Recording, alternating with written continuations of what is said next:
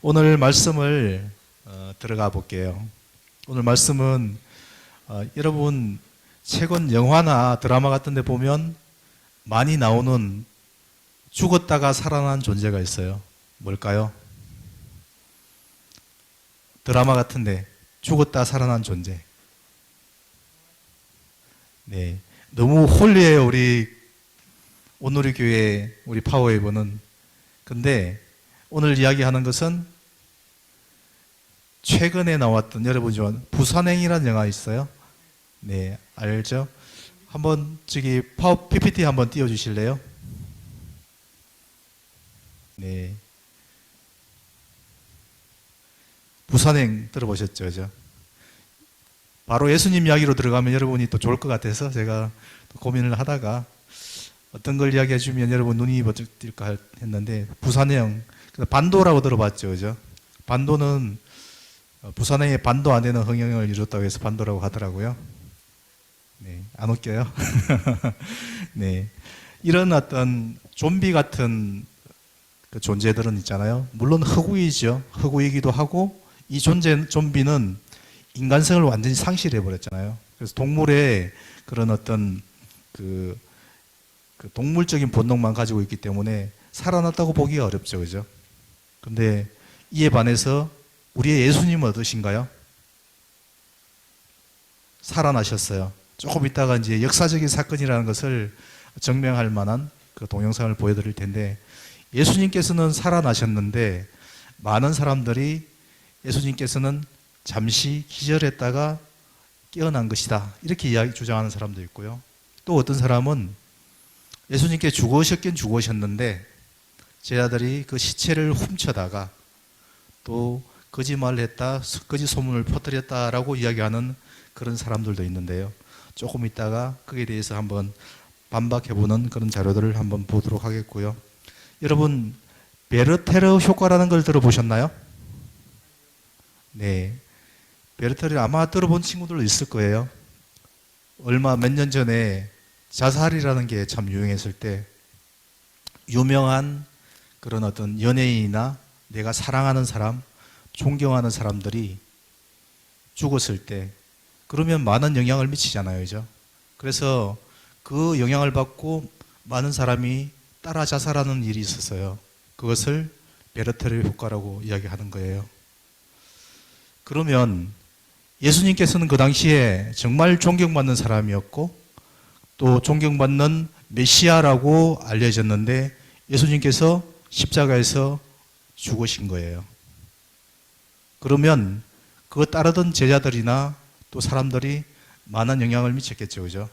어떤 영향을 미쳤는지 한번 이 시간 살펴보도록 했으면 좋겠습니다. 가장 오늘 말씀에 나오는 큰 영향을 받은 사람은 누구였을까요? 첫 번째 부류는 여인들이에요. 저기 나오는 마리아인데, 마리아가 어떻게 하고 있어요? 막달라 마리아예요. 네.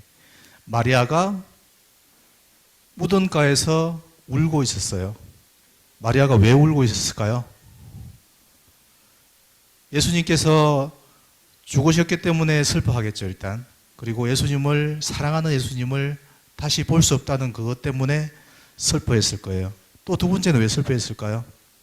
사람들이 예수님을 그렇게 무지막지한 형벌인 십자가에서 피를 다 쏟고 죽을 정도로 그런 가장 잔악한 형벌이 십자가였어요. 얼마 전에 2주 전에 봤죠. 그죠? 한 3주 됐나요?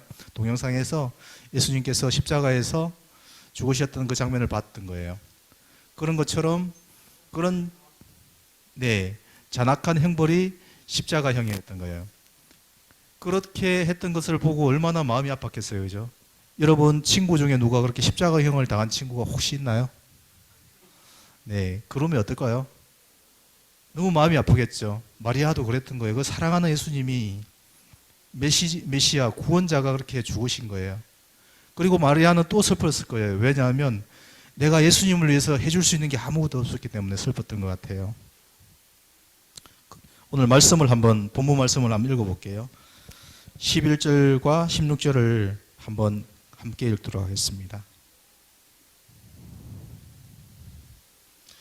그러나 마리아는 무덤 밖에 서서 울고 있었습니다. 마리아가 울다가 몸을 굽혀 무덤 안을 들여다보니 예수께서 마리아에게 마리아야 하자 마리아가 들어서서 히브리어로 라보니 하고 말했습니다. 이 말은 선생님이라는 뜻입니다. 이렇게 되어 있어요. 그런데 이 말을 듣고 슬퍼하던 마리아가 어떻게 됐나요? 기뻐한다고 이야기가 나오죠. 왜 그러냐면 마리아는 있잖아요. 슬퍼하였다가 예수님을 만나고 나서 기쁨으로 돌아섰던 거예요.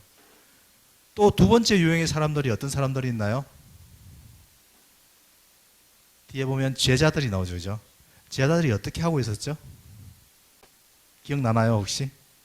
제자들은 있잖아요. 겁이 나가지고 문을 꽁꽁 닫고 있었던 거예요. 그러니까 예수님께서 십자가에 죽은 그 장면을 보고 자기도 예수님을 따랐기 때문에 잡혀가서 죽을까 걱정을 했던 거예요. 그래서 문을 닫고 있었는데요. 오늘 또 본문을 한번 읽어보겠습니다. 본문 19절부터 21절까지 아무고요. 시작.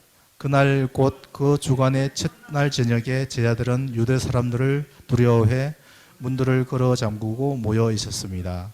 그때 예수께서 오셔서 그들 가운데 서서 말씀하셨습니다. 너희에게 평강이 있을지어다. 이렇게 말씀하신 뒤 예수께서는 제자들에게 자신의 손과 옆구리를 보여주셨습니다. 그러자 제자들은 주를 보고 기뻐했습니다. 예수께서 제자들에게 다시 말씀하셨습니다. 평강이 있을지어다.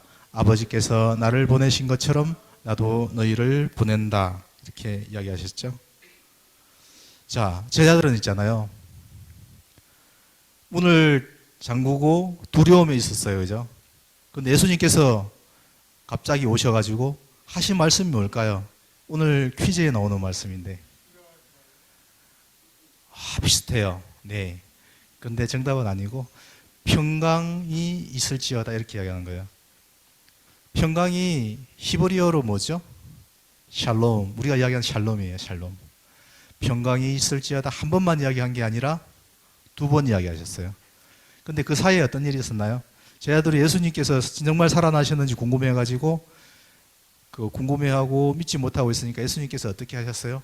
이렇게 옆구리에 창자국이 난 것을 보여주셨어요. 그리고 그 어떤 그림에 보면 그림을 한번 보여주실래요? 그 도마라는 친구는 저렇게 하진 않았을 것 같아요. 저기 나온 사람이 도마고 그 뒤에 있는 부활하신 예수님 그 손가락을 그 상체에 옆구리에 찌르는 거예요. 그 옆구리에 있는 창자국이 났던 그 자국이 있죠. 어떤 자국인가요? 예수님께서 죽었는지 확인하려고 확인사살하는 그 장면이에요. 여러분 옆구리에 창이 찔리면 어떻게 될까요? 죽은 척 할 수 있을까요? 벌떡 일어나 너무 아프다고 하겠죠. 그죠? 근데 옆구리에 창을 찌르니까 어떤 일이 벌어졌죠? 예, 피와 물이 쏟아졌어요. 그건 무슨 말이냐면 피와 물은 죽으면 있잖아요.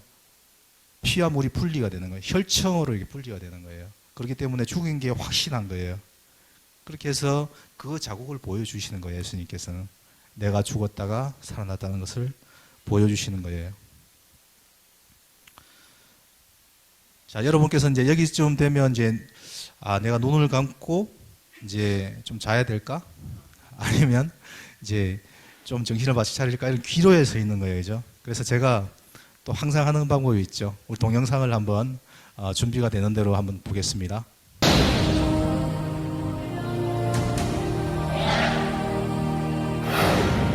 예수의 부활은 역사적 사실일까요? 사람이 어떻게 죽었다가 다시 살아날 수 있을까요? 예수의 부활을 역사적 사실로 여기는 기독교의 신앙은 단지 종교적 신념에 불과한 것일까요? 생애 말년에 유신론자가 된 영국의 철학자 앤터니 플루. 예수의 부활에 관한 증거는 다른 어떤 종교에서 주장하는 기적의 증거보다 월등하며 양적으로나 질적으로 비교가 안 될 정도로 다르다. 무신론자의 마음까지 움직이게 했던 증거. 현대인들이 납득할 만한 예수 부활의 증거는 과연 무엇일까요?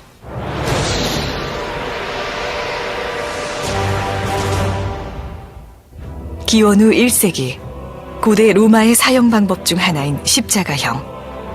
죄수 스스로 약 80kg 무게의 십자가 형틀을 짊어지고 형장으로 올라가 손목과 발에 못이 박힌 채 죽음을 맞이하는 잔인한 사형 방법. 예수는 로마 제국을 위협하는 인물로 고발되어 빌라도 총독에 의해 십자가형에 처해진 후 예루살렘에 있는 무덤에 묻혔습니다. 역사가 타키투스의 연대기 15권 44장 2절에도 빌라도 행정관에 의해 처형된 예수의 기록이 존재합니다.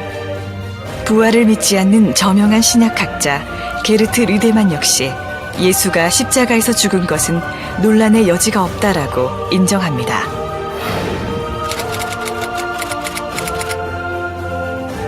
당시 처형해야 할 죄수가 도망가거나 살아난다면 이를 담당한 군인은 대신 죽어야 했기에 불가능한 일입니다.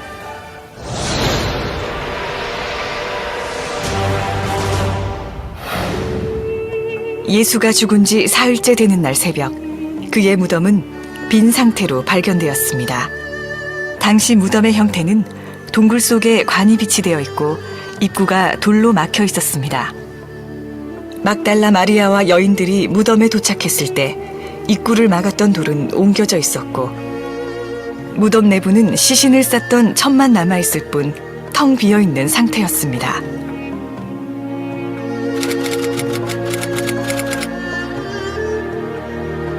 로마 병사들이 예수의 무덤을 지키고 있었기 때문에 시신을 훔쳐가는 것은 불가능했습니다. 유대인들은 시신을 중요시했기 때문에 유대인들이 스승의 시신을 훔쳤다는 주장도 설득력이 약합니다. 만약 거짓 소문이 퍼지도록 바랬다면 빈 무덤을 처음 발견한 이가 여자라고 기록하지 않았을 것입니다. 유대 사회에서 여자의 사회적 지위는 굉장히 낮았으며 여자의 말은 믿을 수 없는 것으로 치부되었기 때문입니다. 저명한 종교 철학자이자 변증가 게리 하버마스, 예수의 빈 무덤에 대해 씌어진 2200여 개의 문헌을 조사한 결과 75%의 학자가 예수의 빈 무덤을 역사적 사실로 받아들인다고 주장하였습니다.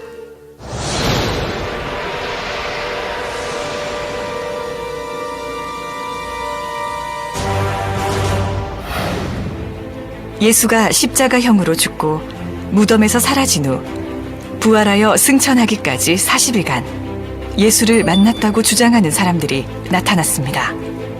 만약 제자들 중 몇 사람만이 예수의 부활을 주장했다면 그들은 미친 사람 취급을 받았을 것입니다.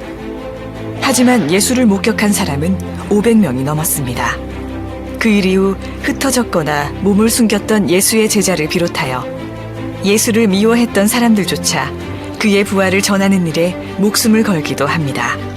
그 결과 교회가 출현하게 되었고 불과 20-30년 안에 기독교는 폭발적인 부흥을 맞이합니다.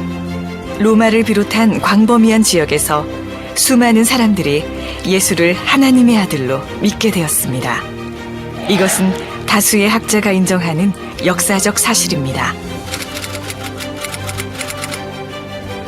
하나의 역사적 사건이 입에서 입으로 전해져 전설의 경향성을 보이는데 두 세대는 너무나 짧은 기간이라고 합니다.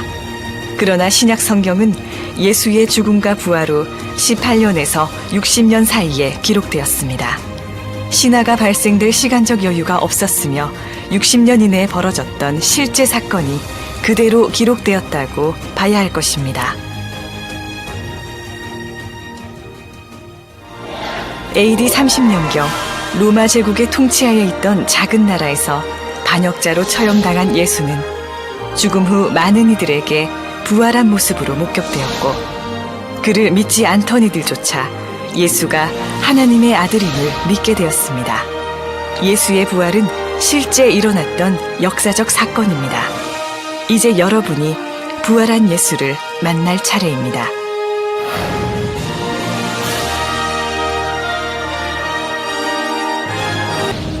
어떠신 것 같아요?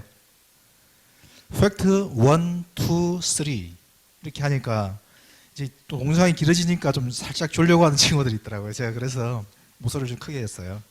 깜짝 놀랐나요? 네. 그 팩트 1에 보면 어떤 이야기가 나왔었죠? 기억이 잘 안 나요? 네, 귀찮죠? 팩트 1에 보면 그 예수님께서 죽은 척 했다는 것으로 오해하는 것 중에 하나가 더 있어요. 아까 제가 지금 이야기했던 옆구리에 창을 찔렸다는 거 있잖아요. 그 옆구리에 창을 찔렸던 사람이 누구일까요? 제가 한번 이야기했어요. 한 3주 전에. 누구요? 네, 맞아요. 오, 역시. 진서가, 지난주에 제가 진서 성을, 평소에는 진서라고만 이야기 하잖아요. 근데 성을 함께 이야기하니까 실수를 했는데, 김진서가 정말 대단한 것 같아요. 네. 옆구리에 창을 찔른 그 롱기리우스 창이 지금 어디 보관되어 있는데 어디 보관되어 있는지 아세요?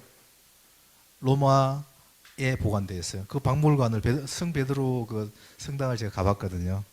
그 롱기리우스 창이 보관되어 있고 이 사람이 그리고 나서 회심을 했어요. 예수를 믿기로 해가지고 그리고 이제 유명한 기적을 많이 일으켰다고 그래요. 근데 이게 뭐 미신적일 수도 있긴 한데 롱기리우스 창을 만지면 뭐 기적이 나타나고 그랬다고 이야기하는데 우리는 거기에 집중할 필요는 없어요.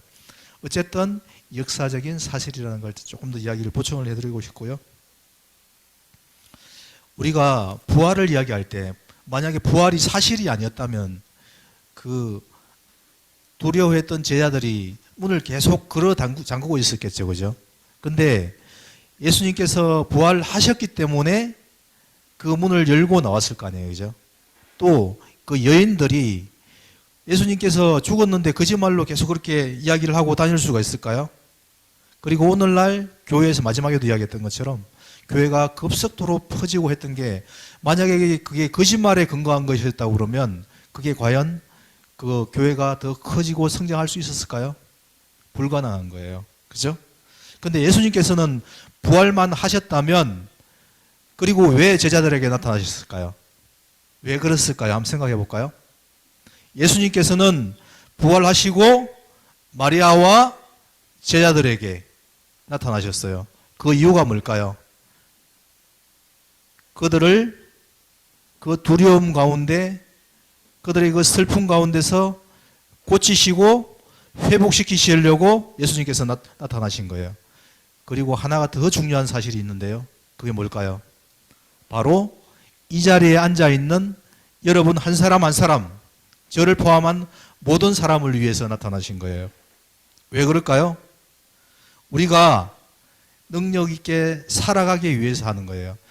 2000년 전에 한번 죽었다가 부활하신 것이 그것이 전부였다면 우리는 어떤 의미가 있을까요? 우리한테는 아무 의미가 없을 수가 있는 거죠. 사도 바울이라고 유명한 예수님의 제자가 이야기한 내용이 있는데 예수님의 부활이 만약 거짓이었다면 우리의 신앙과 우리의 존재는 정말 불쌍한 것이 된다고 이야기하는 거예요. 쉽게 이야기해보면 예수님의 부활이 없다면 우리는 거짓말쟁이가 되는 것이고 우리는 우리의 영원한 우리가 천국에서 산다는 말이 근거를 잃게 된다는 거예요. 근데 사도 바울은 그 사실이 아니기 때문에 이야기하는 걸까요? 자기가 모든 그 죽음에 이르기까지 목숨을 걸고 복음을 전했던 그 사람이 왜 그렇게 했을까요? 부활임을 확신했기 때문에 그런 것이죠. 우리의 신앙은 있잖아요. 예수님께서 부활하셨다는 그 사실을 아는 것, 그거가 전부가 아닌 거예요. 그 부활을 경험하고 살아가는 자들이 되어야 되는 거예요. 여러분, 가톨릭에 있는 십자가와 우리 기독교 십자가의 차이가 뭔지 혹시 아세요? 네, 맞아요. 네, 세례를 받더니 많이 달라졌어요. 네, 좋습니다. 네, 맞아요. 방금 이야기했던 것 못 들은 친구가 있을까 봐 다시 한번 이야기해 줄게요. 가톨릭에는 예수님께서 십자가에 달려 계시고 우리 그 개신교에는 예수님께서 십자가에 안 계세요. 왜 그런 일이 벌어졌을까요? 가톨릭에서는 십자가에 좀 더 초점을 맞추고 있는 거예요. 예수님께서. 근데 우리 개신교 쪽에서는 예수님께서 부활하신 그 사실에 더 초점을 맞추는 거예요. 저는 거기에 더 옳다고 동의를 해요. 왜냐하면 물론 십자가가 정말 중요하죠. 십자가에서 죽으신 예수님 중요한데 그것보다 더 중요한 것은 부활이에요. 부활. 예수님의 부활이 내 부활이 될 때만이 우리가 능력 있게 살아갈 수 있는 거예요. 자, 그리고 두 번째, 예수님께서 왜 부활하신 후에 제자들에게 나타났을까요? 빨리 대답해라. 이렇게 그런 눈으로 쳐다보고 있는데 빨리 대답할게요, 제가. 예수님께서 부활하셨다면 우리도 부활할 수 있는 거예요. 예수님께서 평소에 이렇게 이야기하셨죠. 나는 부활이요 생명이니 이렇게 이야기한 거예요. 그런데 예수님께서 부활을 하시지 않았다면 그 말이 거짓말이 되겠죠. 그래서 실질적으로 예수님께서는 부활하심으로 그 말씀을 성취하셨고, 그리고 더 중요하게는 뭐냐? 우리가 부활할 수 있다는 것을 보여준 거예요. 예수님께서는 이런 말씀 들어봤어요? 부활의 첫 열매가 되셨다고 이야기한 거예요. 처음 부활을 하셨고 예수님을 믿고 따르는 우리는 어떻게 될까요? 부활의 생명을 따라가는 사람이 되는 거예요. 자, 이제 여러분의 눈꺼풀이 점점 무거워지고 있기 때문에 우리가 준비해야 될 게 있는데 뭘까요? 휴대폰을 꺼내셔야 되겠죠? 네. 오늘 처음 참석한 친구들은 휴대폰을 하는 방법을 잘 모를 테니까 선생님들께서 약간 좀 도와주시고요. 네. 네. 원격 동영상으로 한번 시작해 주시면 좋을 것 같고요. 그리고 휴대폰을 꺼내 가지고요. 한번 볼게요. 1번 초성 퀴즈예요. 오늘 본문에서 예수님의 부활을 처음으로 목격한 여인의 이름은 미엄 리얼 영이에요. 몰라요. 몰라요 쓰면 안 돼요. 네. 땡땡땡 미엄 리얼 영. 네. 마리아였죠, 그죠? 네. 이야, 4명은 아쉽지만 정말 잘했어요. 네. 네, 다음 넘어가 주세요. 요번엔 사지선다예요. 예수님이 십자가에서 죽으시고 두려워서 문을 잠그고 숨어 있었던 사람들은 누구인가? 1. 대제사장 2. 바리새인 3. 제자들 4. 로마 병사들. 제가 이야기했죠, 그죠? 로마 병사들이 숨어 있을 이유가 없죠? 네. 대제사장, 예수님을 죽인 사람들이죠? 네. 오, 한 사람. 대제사장 쓴 사람 한번 손으로 볼까요? 네, 괜찮습니다. 네, 다음 넘어갈게요. 네. 네, 3번. OX 퀴즈입니다. 예수님께서 숨어있던 제자들에게 나타나셔서 너희에게 평강이 있을지어다 라고 2번이나 반복해서 말씀하셨다. O일까요? X일까요? 2번이나 말씀하셨어요. 그죠? 네. 네. 5명. 네. 5명은 3번 했을까요? 3번 아니죠. 2번 했죠. 그죠? 네. 다음. 네. 4번이에요. 사지선다예요. 오늘 동영상이 말하고 있는 것은 무엇인가? 1. 예수님의 부활은 허구이다. 2. 예수님의 부활의 증거를 3가지 관점에서 설명한다. 3. 제자들이 숨어있던 것은 비겁한 행동이다. 4. 부활이 말하는 참 의미에 대해서 설명을 했다. 뭘까요? 네. 많이 맞췄네요. 네. 틀린 친구들 있지만, 네, 괜찮습니다. 네. OX 퀴즈예요, 이제 마지막. 예수님이 부활하시고 제자들에게 나타나신 이유는 두려워하는 제자들을 회복시키실 뿐만 아니라 나를 변화시키고 나도 부활할 것을 보여주신다. O일까요? X일까요? 아, 어렵게 생각하지 말고 쉽게 생각해요. 네. 네, 오, 많이 맞췄어요. 네, 좋습니다. 네. 네. 이제 결론을 한번 지어보도록 할게요. 예수님의 부활은 아까 이야기했던 영화에 나오는 이야기나 좀비 같은 그런 이야기가 아니에요. 예수님의 이야기는 성경에 기록된 사건이고 힘들어하고 고통스러워하는 우리에게 희망을 주시고 또 그 부활로 살아갈 수 있도록 힘을 주신 거예요. 예수님의 이야기가 2000년 전에 단순한 이야기가 아닌 거예요. 아시겠죠? 예수님의 이야기는 지금 당장 내 이야기인 거예요. 예수님은 지금 2000년 전에 주일날 이 아침에 딱 일어나서 마리아에게 나타나셔서 마리아야, 그리고 슬퍼하는 마리아에게 기쁨을 주셨던 예수님이고, 그리고 또 나타나셔서 제자들에게 문을 걸어 잠그고 두려워하는 제자들에게 평강이 있을지어다 이렇게 이야기한 거예요. 지금 이 시간 학교 공부로 지쳐있고 세상이 어떻게 바뀔지 모르는 그 두려운 마음 가운데, 친구들과의 관계가 안 좋은 그 가운데 예수님께서는 여러분에게 나타나셔서 석준아, 두려워하지 마라. 석준아, 내가 부활했으니까 네가 나를 믿기만 하면 너도 영원한 부활 생명을 얻게 될 거다. 이렇게 말씀하시는 거예요. 나와 아무 관계가 없는 이야기가 아니라 지금 바로 나에게 예수님께서 주시는 말씀이라는 것을 여러분께서 기억하셨으면 좋겠어요. 다 잊어버리더라도 예수님이 부활하셨다는 거 역사적인 사실이다 아니다 그거 다 까먹어도 좋아요. 팩트 1이 뭐였더라? 팩트 2가 뭐였더라? 생각 안 해도 좋아요. 왜냐하면 그게 거짓말이었다면 지금 많은 기독교, 가톨릭을 포함한 기독교인들이 믿고 있는 것들이 거짓말이라고 이야기할 거니까 그 많은 사람들이 뭐가 되는 거예요?